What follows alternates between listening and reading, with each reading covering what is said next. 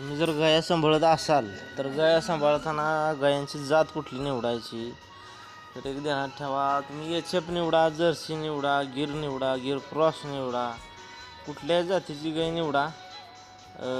त्यातली त्यात सांगायचं झालं तर डेन्मार्कची क्रॉस ब्रीड आहे, ती आजारी पडत नाही आणि दुधाला पण चांगलं आहे. आणि प्युअर एच-एफ जी म्हणतो आपण, जी दिसते तुम्हाला, ती जरा काळजी घ्यावी लागते. थोडीशी मास्टडीज होण्याची शक्यता असते, पण व्यवस्थित काळजी घेतली, चांगली साफसफाई जर ठेवली काय अडचण येत नाही.